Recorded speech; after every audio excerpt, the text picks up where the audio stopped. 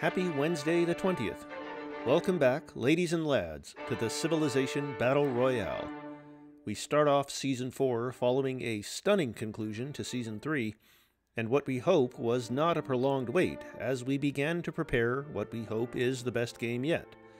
While it was not the most tiring development period, we still inevitably came across our fair share of headaches and hair-pulling bugs that tested our patience. We are now on the other side of that struggle, and are very happy to bring you all the most optimized and bug-free experience. Special shout out to Arelesketo, who prepared for us a new set of portraits for all the competitors. As the season continues, we'll have each eliminated civ dimmed out until only one remains. Fiona Danger, aka Lungora, starts us off with the first map of the season, with a stunning tile-accurate map including all the competitors' starting locations, as well as a neat tribal designation to denote the starting game government status. Looking forward to seeing the map evolve and get filled out as empires rise and fall. ECH has been running a popularity poll for this season's competitors in the weeks leading up to today's release, culminating in one big, final, overall combined sheet. It is interesting to see who is getting all the attention and who is being looked past. Judging from the list, I expect much drama in the months ahead. Thank you all for your continued support throughout the years, especially during our production downtime between seasons. Each donation goes directly to making the show better as we continue to make improvements and always make sure you have the best viewing experience by using the most widespread CDN for the images and never delivering any ads or even website trackers. It is always 100% CBR here, and everyone who contributes each month or only every once in a while, I express sincere gratitude to you all. The power rankers deliberated for a long time as we are going into no doubt the most balanced and well-distributed roster we've had, but one civ is favored above all the others, the Selkups. The Selkups enjoy the usual ranking boost being in the middle of Siberia, but this time around there is some competition in the northern regions of Eurasia that might not keep them as number one for long. I don't know how the team will rank in the next several episodes, but I expect fluctuations in ranks to come readily. Time resets, and we begin our journey anew in the sub at the dawn of history, where the sun never sets. We have some new accompaniment this time around, a lovely perimeter of mountains to ward off any undue shenanigans, as well as a more streamlined observer interface. JFD has cooked up a big update to condense the observer with key stats for random cities around the cylinder while on Babylon, but most importantly, a new menu to observe large tile-accurate maps of the state of the cylinder, which we will be showcasing throughout the season. A glimpse of those maps will have to wait until the action starts to heat up, but is one of the big upgrades to highlight this season. For now, let us go through a quick-fire overview of the competitors. Be sure to take notes, as these names will be on the test. Though, actually, no worries. Everyone will become familiar in just a few weeks, and learning new history is a big part of the fun. The Pharaohs, led by Trondur Igotu, are our first civ on the cylinder, starting on the top left. Do not let their tame and humble appearance deceive you. These are the Vikings you have long waited for. Fearsome and expansive, this is one of several of the island civs that you should look forward to seeing make landfall and making inroads wherever their boats may take them. Down below are England, led by Henry V, Burgundy, led by Charles I, and Bavaria, led by Ludwig II. It is essentially a classic England, France, and Germany face-off, and this time around each are tipped to be strong contenders if they can avoid each other for a little bit. That of course is impossible in crowded Europe, but fans rooting for any of these are in for a treat. To the east are Rome, led by Trajan, and Royal Hungary, led by Elizabeth Bathory. Rome, of course, needs no introduction and should be easy for a non-encyclopedic follower of history to gravitate to. The Italian peninsula got a good buff this season, as you can probably see by the increased girth. Royal Hungary is a new face, but Elizabeth Bathory is an infamous serial killer, well known for her sadistic craving for young female blood in pursuit of her own vanity. This time around, she might be going after everyone's blood instead. Up north are Ume Sami, led by Rikyo Maya, the Finns, led by Kurmu Karmu, and Latvia, led by Karlis Ulmanis. Ume Sami and the Finns might feel like familiar faces, as the Sami were featured in Season 1, and of course Finnish representation is a near constant in the CBR.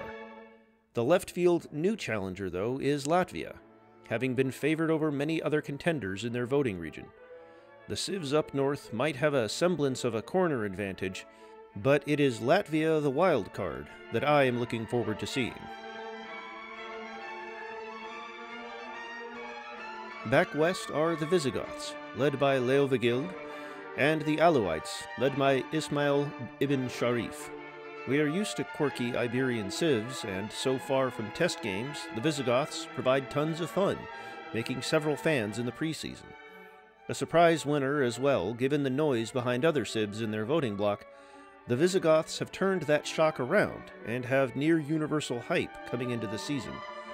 The Alauites are also a fan favorite, having missed out the previous season by the narrowest of margins in the vote. Ismail ibn Sharif is a beast, to say the least, and the real-life father of hundreds of children has all the Maghreb to himself. Returning eastward are Machnovia, led by Nestor Machno, Kazan, led by the umlaut-pilled Moxamadamin, and the Kalmyks, led by Ayuka Khan. An eccentric trio, to say the least, and starting close to each other, this region is unpredictable and explosive. Machnovia has a sizable following, and the Kamliks, too, are part of the popular Oirat trio. Expect Kazan to want to crash the rivalry, though. Pontus, led by Mithridates VI, and the Mamluks, led by Shajar al-Dur, both make their long-awaited debut to the CBR. The two also have strong fan support behind them, and in the case of Pontus, a known history of success in AI games. Just in the immediate view, both command large open domains, so one or the other is guaranteed early triumphs. Further south are Saba Dimt, led by Makeda, and Mogadishu, led by Abu Bakr ibn Umar. Both civs got a fresh coat of paint coming into the game, and both are super QT, I must say so myself. Personally, I am a Saba fan, but Mogadishu has their own meme on the Discord server, so if you read MogChamp comments in our posts, you should know that Mogadishu often leaves fans with their mouths wide open.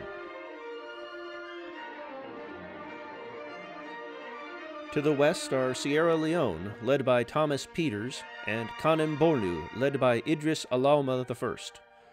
Of these two, Kanem Bornu is the one that comes with the expectation of packing some heat and a nice open location, but Sierra Leone has also been left virtually unchallenged in their corner of nice-looking tiles. Both might silently grow away from the screen's main attention, but will bring the action when the time is right. Below are Ndongo, led by the ever-returning Anan Nzinga, Rosvi, led by Changamire Dombo, and Eswatini, led by Labotispeni Mnduli. Ana Nzinga is making her unprecedented third appearance in the CBR following the release of a newly created Ndongo mod, and Rosvi as well comes to us courtesy of Nopecopter and Aralasketo. In contrast, Eswatini is an old favorite, having been released way back in 2019 with the 12 Days of Africa modding event.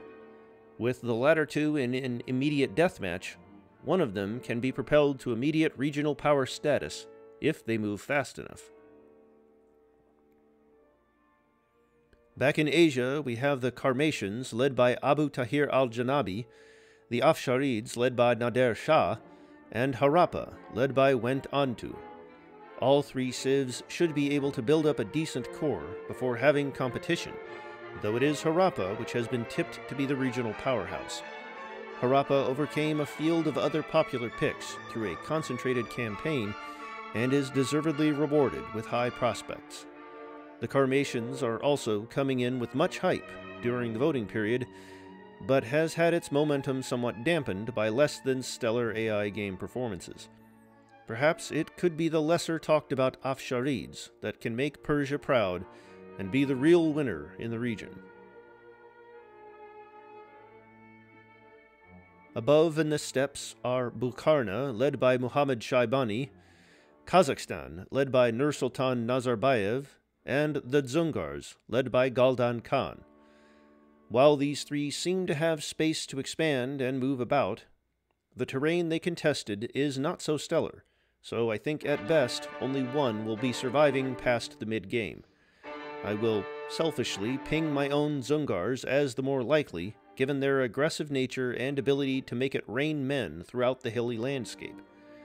Bukhara is also militarily focused, with an edge fighting outside their borders, so they could also delight and expand beyond the edges of this screenshot. Kazakhstan is in a bit of a mess. They will need more than just a little luck to go with all that potassium to survive the onslaught. To the north are the Selkups, led by Vonya, and Mongolia, led by Sorghag Khani. As mentioned above, the Selkups have a favorable forecast for domination if they do not become more preoccupied filling all the lakes with fish. Mongolia is in a not too bad position themselves. Also ranked high on expectations, they can make proper use of their location's vastness of tiles. Further east are Shang, led by Daji, Goguryeo, led by Gwanggaeto, and Ikko, led by Kenyo, a trio of competitors that might be more obscure to most of the audience. There is actually some neat things to look forward to for each. Shang can reduce population in their own cities to increase luxury resources and can become a cultural leader in the region. Goguryeo is a domination-focused civ that is favored by many to be a regional power right from the start, judging by their early opponents. Ikko is a religion-focused civ that converts its religious reach into military advantages with some rather neat mechanics, if they can move into the mainland. Lonely Nivk, led by Umu, are the Chukchi successors that have big shoes to fill, but nonetheless start in a safe corner to turtle from. They have a unique ability that allows them to grow new forests, which might be neat to see throughout the game. Down below are the Koshuts, led by Gushi Khan, Dai Viet, led by Tran Than Tong, and Zheng, led by Kojinga. All three civs are domination-focused and have proven to be steady rivals in test runs that compete with each other for southern China and inland Southeast Asia. Koshuts are the first Tibetan civ since Mark II to return to the competition, and like to expand beyond their mountains to bring the fight to their enemies. Dai Viet is entirely geared for war, and yet also have bonuses for extra culture and science that aim to keep them in pace with their neighbors regardless of the situation. Zheng are one of this season's pirate civs, and so therefore very based. As expected, they enjoy raiding coastal cities and contesting any waters in their reach. Vijayanagara, led by Krishnadevaraya, is our southern India representative this season, and have a bit of a unique blend of bonuses which combine spreading religion, gaining wonders, and filling the map with their tile improvement, the Durga, to strangle and oppress other competitors.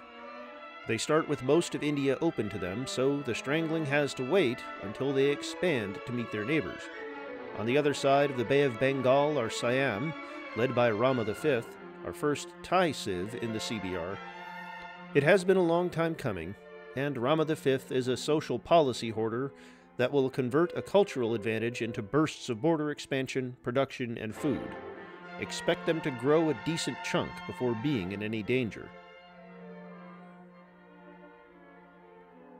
Elsewhere are Singapore, led by Lee Kuan Yew, and Maguindanao, led by Muhammad Kudarat. Singapore is an economy and trade-focused civ that will make the empire the commercial hub the real-life city-state is renowned for. Whether that measures up to success here is yet to be seen. Maguindanao are our other pirate civ, and a definite rival to Zhang. Maguindanao is entirely focused on coastal raiding with a unique religious twist, which makes them the most pious of bandits in all the Seven Seas. They will be plundering ships left and right, while preaching the good word to their victims. In Australia, we have the long-awaited Noongar, led by Yagan, and Palawa, led by Terrenorerer. It is a new kind of setup for the continent, having both civs in the lower corners, and it guarantees they split the lower half between themselves and will leave the upper half open for foreign footholds.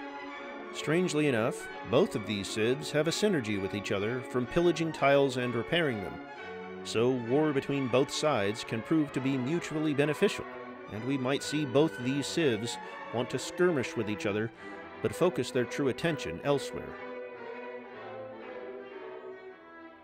The Wagi, led by Bolim, come into the competition as a bit of an unknown, but have proven to be competent contenders in AI testing. Their bonuses ensure that their units will begin with enough XP to get a nice set of promotions and gain food for every hill tile, which might mean a big population of Wagi will colonize the Pacific. Far off in the middle of Polynesia is Bora Bora, led by Puni. Newly updated and a perpetual fan favorite, Bora Bora is known for their aggression. We might have become accustomed to sleepy Pacific civs, but Bora Bora will be the exact opposite, hoping to make tactical plays happen and spread a religion that can influence both Asia and South America. In the North American Arctic, we have Tuli, led by Yavraganak, and the Yellowknives, led by Akaicho. Tuli is a culturally focused group that might be content in their isolated start to turtle up while war happens elsewhere. The Yellowknives are equally content with an isolated start, but will use their abilities to spawn strategic resources to prep for a fight with rivals below. If both of these civs avoid each other, they can grow to a decent size before encountering trouble. The civs that wished they had as much room are the Pueblo, led by Popeye, the Crow, led by Joe Medicine Crow, my homies the Osage, led by Pahuska, and the Shawnee, led by Tecumseh.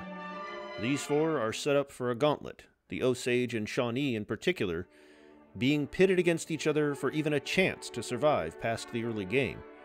Domination-focused, each will not be shy to be in constant warfare, so should prove to be an entertaining bunch, even if they might not all be around for long. To the east are the Seneca, led by Cornplanter, and the Floridas, led by Gregor McGregor. Off-screen the previous slide, but Seneca is a common instigator in the North American war theater, being a civ that benefits with bonuses from being involved in coalition wars. The Floridas are a wild card civ that also benefit from being in a constant state of conflict, though enjoy making a fortune from war as opposed to conquering, so will be in the middle of an odd dynamic, wanting to tag along the intercontinental action. In Anahuac, we have Mexico all by their lonesome for the entire central portion of the Americas.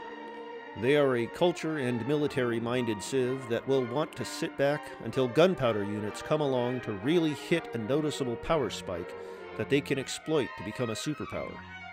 Given their relative safe position, they might do just that, while we are focused elsewhere in the episodes to come. In the Eastern Caribbean, we have Taino, led by Agoybana II. The Taino come into the competition as the strongest island civ in the region since the Buccaneers. That is, admittedly, a low bar given the performances from others since then. So you'll have to believe me when I state that Taino will be a threat for all civs who settle along the coasts. In the Andes, we have Ecuador, led by Gabriel Moreno, and Tiwanaku, led by Justus. Going into voting, it did not seem likely that either of these would be the eventual winners, but have been charmed during tests. Both are religious-focused civs that will be immediate rivals to each other. Give it time, and don't be surprised to find them carving up the continent. On the Atlantic coast are New Holland, led by Johan Moritz, and Rio Grande, led by Bento Gonçalves. New Holland is an early fan favorite, even before voting, and are our token Dutch civ of the season. They are a terrain-benefiting civ that love jungle tiles, so don't fear losing out on a healthy Amazon. Rio Grande are completely unrelated to Season 2's Rio Grande, and yet are also cowboys that are totally about herding cattle, both on land and on sea. Yes, that's what I said. Finally, down in Patagonia is Tehuelche, led by Maria. The Tehuelche waste no time and start the first real turn with a denouncement of their immediate colonial neighbors in Rio Grande. It seems the stage is set for conflict in the region, but it will be a while before settlements come within striking distance, so look forward for a few city settles between now and then. The first settlement of the game is Almaty by Kazakhstan, which is settled on a tributary for the Ural River. With the Selkups looking westward as well, there will not be any forward settles here. The Faroes fancy moving south to the northern tip of Scotland for the second city. They will challenge England for the Isles very early. Now here is a bold settlement. The Shawnee moved to found Chillicothe, aimed straight at the Osage. These two civs are one of the most cramped for space in the Voronoi projection, and this looks to ensure early conflict is on the horizon. Bavaria also feels lucky, and settles Regensburg within range of Royal Hungary. Important to note is that this means most real-life Hungary is, for now, in Bavarian hands. Their respective militaries are already drawing up battle plans and lining up. On the Indian subcontinent, we have Harappa looking southwards with Mohenjo-Daro in an effort to avoid the northern mountain passes and secure some favorable tiles. Vijayanagara is a little slow to move out, but are moving up to lay their own claim. Singapore settled the eastern tip of Sumatra with Raffles Place, following their policy of proclaiming entire cities and regions after their own capital cities' neighborhoods. Strange, I know, but it is a tradition I am sure comes as people from those districts go out into the cylinder to colonize new lands. Maguindanao also takes a chunk of Indonesia by settling Lamitan in Sulawesi Island. The Visigoths aimed to secure the entrance to their private peninsula with Narbo on the beaches of the Balearic Sea. Elsewhere, Burgundy found Autun to their southeast, and Rome looked to Sicily with Alexandria instead of closing off the entrance of their own peninsula. The Mamluks moved south towards the Red Sea, and Pontus also moved southward, grabbing a tile of the Mediterranean with Sinope. This screenshot really makes it feel like these two civs have plenty of unclaimed land to contest between them, with everyone around settling in directions away. Ume Sami and the Finns race toward the Arctic Circle in a race to prove who loves the tundra forest the most. So much good terrain to choose from, but we can see where the Scandinavian priorities are really at. Our other pair of close starters, Rosvi and Eswatani, both settle in similar westward trajectories from each other. This will surely be a north-south divide between these two, but it is not clear each of these two will be worse off with this arrangement, as Ndongo looks to settle in their direction. Tuli settle Okak next to some ancient ruins, and will be by their lonesome for quite some time. If I were them, I would try my chances in the east, as their west looks to be uncontested and best saved for when new prospective claims are tight. Mexico found Veracruz, and Osage found Mohe Agra in safe pastures. Mexico is the better off of the two, as Anahuac is all free territory for Mexico to explore and command. Iko Iki settled Kyushu with Oyama Gobo, an odd first choice considering the usual rush towards Mount Fuji, especially for a religious civ. But maybe this will be the first Japanese civ to control all the main islands early in the game.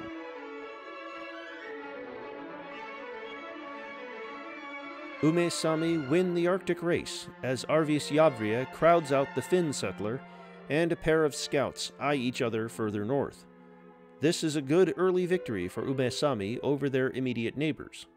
The Finns will have to use precious early turns looking elsewhere. Zheng settled down the coast with a vulnerable-looking city of Anping, although at least the two nearby units should be able to fend off any immediate aggression. Dai Viet also appear to hug the coast, but are a few turns away from settling on their own. Tehuelche safely settle Kalufu and explore more into their unknown, bravely with their early unique unit, the Bolas Thrower. They will have to keep traveling to warmer climates to find any worthy target, as this whole region only has a Tiwanaku scout for company. Up in the Andes, Ecuador and Tiwanaku settle towards each other, even though the distance between them is sizable enough that they have yet to make reasonable contact between their peoples. The western edge of the Amazon is theirs for the taking, although a visitor from the west is about to herald the first of many Polynesians to come. The Kossuths settle Lhasa along the Himalayas. The Kossuths do not receive any mountain terrain bonuses, so it feels like a misstep to ignore all the more fertile tiles in the Bengal Delta. The Mamluks indeed take a Red Sea coastal city instead of along the Nile, a reminder that the Mamluk capital prevents the Suez Canal from being a reality. Saba Dimt have only just begun venturing out, while some civs are probably already thinking about a third city. Ndongo settled Danji in the Namib Desert instead of, well, literally any better location. A slight mercy to Rosvi, as their prospects of having Eswatini truly blocked in while they have plenty of settlement spots open looks secured. Shang founds Yinshu near the confluence of the Jing and Wei rivers, and Goguryeo settled Jolbon on the shores of the Bohai Sea.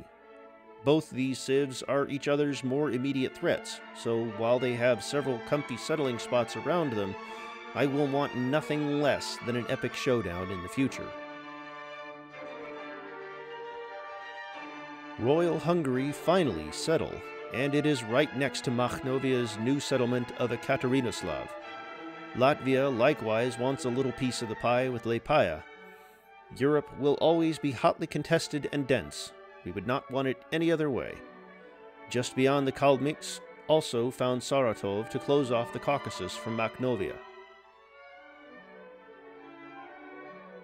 Siam joins the two-city club with Samut Songkram still within Thailand. Their settler went southward, but it seems like the Siamese military has been instructed to size up Dai Viet. Taino settle the island of Hispaniola with Cubao. Taino usually command the Caribbean uncontested in our test runs, so this is par for the course. Floridas, however, are a little settlement shy as they bulk up the capital of Fernandina and even sport a spearman, but no second city just yet. The Finns, despite losing out on their preferred city spot, are not deterred and continue trekking around across the Bothnian Sea until they were satisfied with the current lands of Rapalan. When the Finns, and all the civs, started with embarkation, It was common for them to embark right away, and city nearly the same spot, so it seems the Finns really like this unlikely vacation spot. Ume-Sami settle Ubmeje as their third city and are surely confused, though licking their lips at their new neighbors.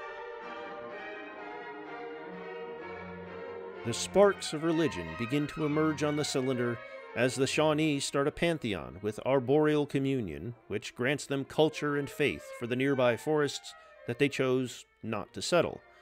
Seneca have settled Nundawao in their direction, and the Shawnee look very vulnerable, with almost no military to fend off any early challenge.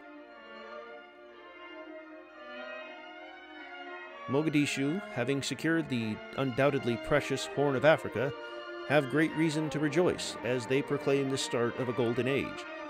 They are the first civ to reach this happiness milestone, and their cities do appear well balanced. Elsewhere, the Carmatian capital of Al-Asa looms quite massive so early in the game, and their second city, Ain al-Queba, looks to also blossom with all those surrounding farms.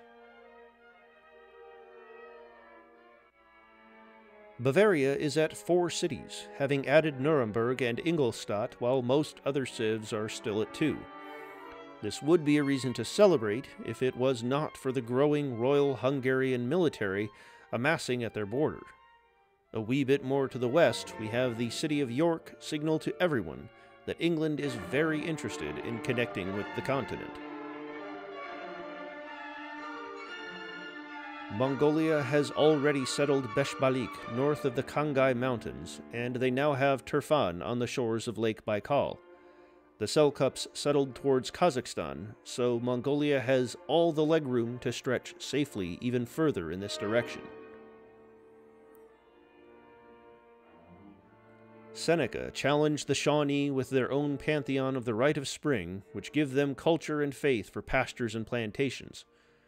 This might seem like an odd choice given the current state of their empire, but Seneca have a unique plantation which will get the tile boosted even further with this belief once they fill the map with corn. New Holland also gain inspiration to proclaim the worship for the god of the sea, which will give them extra faith and production for several ocean resources. New Holland is not a seafaring civ to make the best use of this belief, so they might be more inclined to stay tight to the coast than move deep into the Amazon. Pontus move even more south into the Levant and settle Amisos in a very nice set of tiles and another private lake to add to their collection. The early Pontus Empire will be a vertical slice of purple on the cylinder. The Dzungars finish the construction of Sargon's palace, the first wonder of the game, in Ili, which grants them a very early government.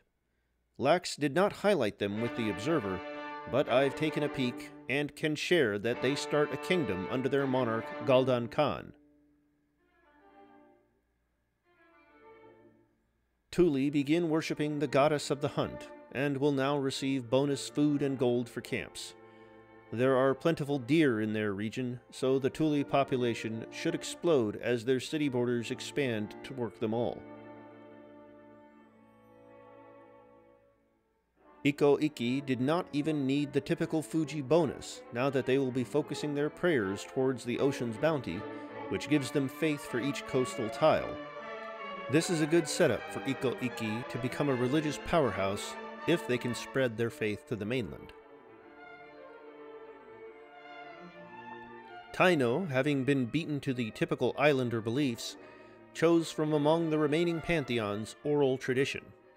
This means no early bonuses for Taino, as this belief gambles on a more long-term religious strategy that, hopefully, pays off for them.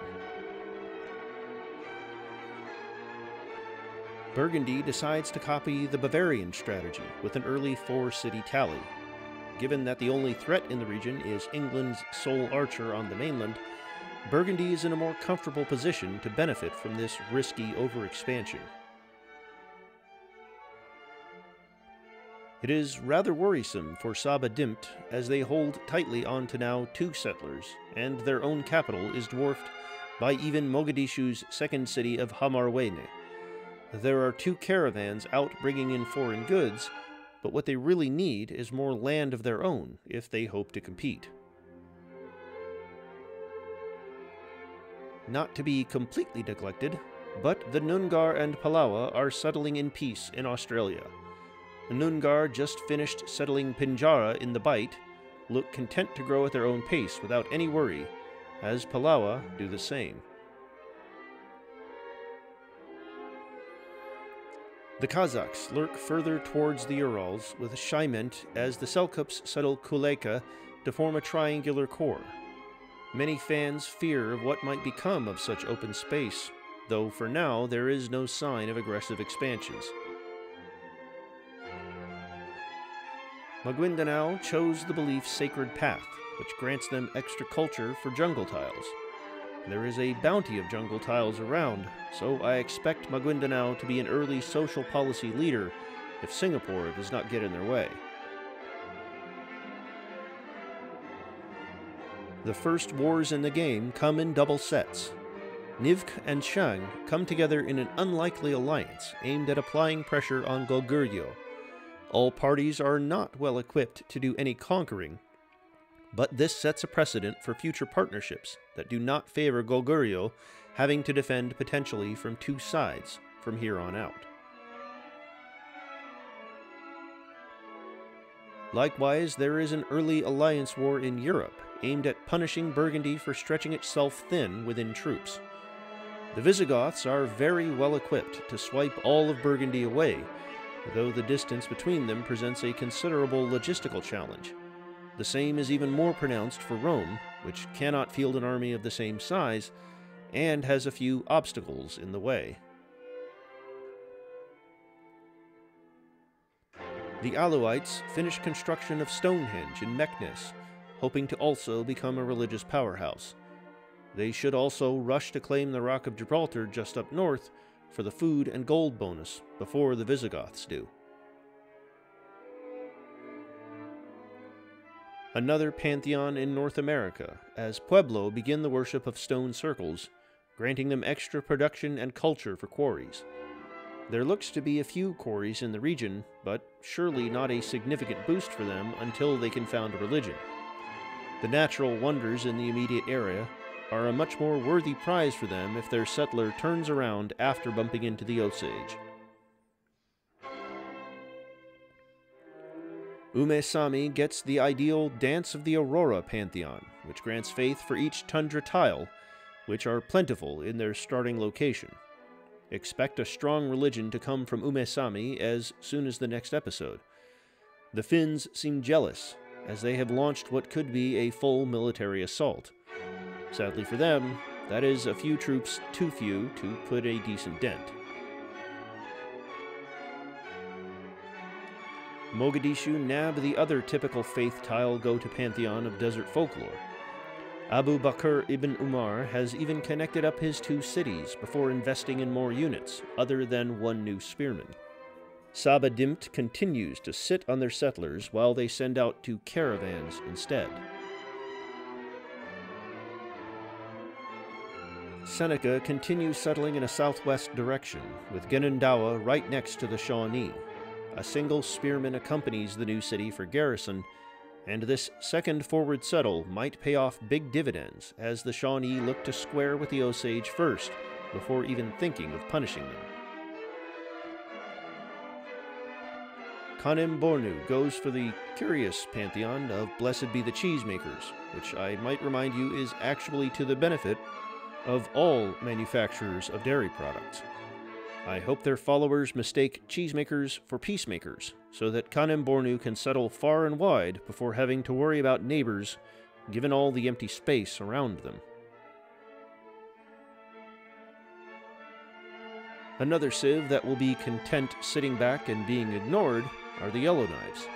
They settle Ti-Cho in between Lake Winnipeg and Lake Winnipegosis, which seems like an odd choice given all the space around. The city is at least a defensive stronghold if they think the Crow will come up north to cause them trouble. Harappa is the first to move into the Ganges basin with Lothal. The Kossuths move out east, and Vijayanagara remain in place.